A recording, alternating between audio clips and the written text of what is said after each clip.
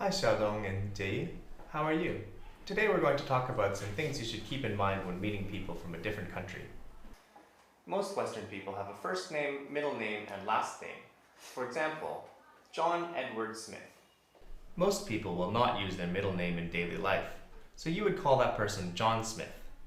You can use Mr., Mrs., or Ms. with the last name, but not the first name. This means that it's polite to say Mr. Smith, but not Mr. John. Mrs. is used for women who are married, so if you don't know if a woman is married, you can say Ms. instead. Then, should we call you Mr. Glenn or Mr. Davis? Well, my full name is Glenn Michael Davis, so my last name is Davis. Please call me Mr. Davis. Okay, Mr. Davis. How about other people? Well, most people will call each other by their first names, even in a business setting. It's considered more friendly to call someone by their first name. However, in more formal situations, people might use Mr., Mrs., or Ms. with the last name. If you're not sure what you should call someone, you can ask, "How should I call you?" The person will tell you how they would like to be called, so this is the most polite option.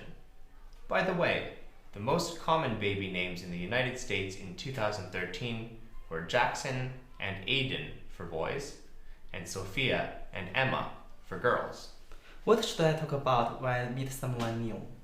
Well, different countries have different ideas about what is considered private information. In many Western countries, it's considered rude to ask how old someone is, how much they weigh, whether they are married or single, or how much money they make. You may be able to ask after you become good friends, but definitely stay away from those topics if you're in a business situation. Instead, you can talk about sports, movies, TV, books, news, weekend or holiday plans, and how someone is feeling. "How's it going?" is a common greeting. This sounds really complicated. Don't worry about it. The most important thing is to be friendly. As long as you're friendly and have a big smile, the other person will be happy to meet you. So go out there and meet some new people. Okay. Section 1.6 discusses self-introductions. Several examples are given about how people from various backgrounds introduce themselves with a variety of information. Each begins by giving their name and typically follow that with where they are from. After that, each chooses different aspects of their life to focus on.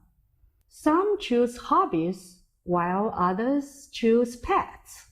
Some talk a little bit about their families and give other simple information such as, "I have one sister," while others give more in-depth information about their family, like what their siblings does for a living.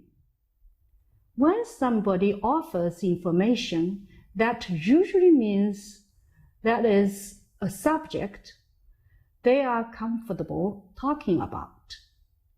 This is good because you don't want to ask questions or bring up subjects that are too personal. Personal information is a good term to remember because different cultures have different opinions about what is truly personal or private. As Glenn Davis points out in section 1.7, asking somebody's name, of course, is not rude. However, asking somebody's age might be. In America, it would be rude to ask an older woman her age. If asked, she might answer, "That's personal." What she means is, "That's private and not suitable for conversation." If somebody does not wish to continue talking about a subject, there are a number of ways to politely express this, either directly or indirectly.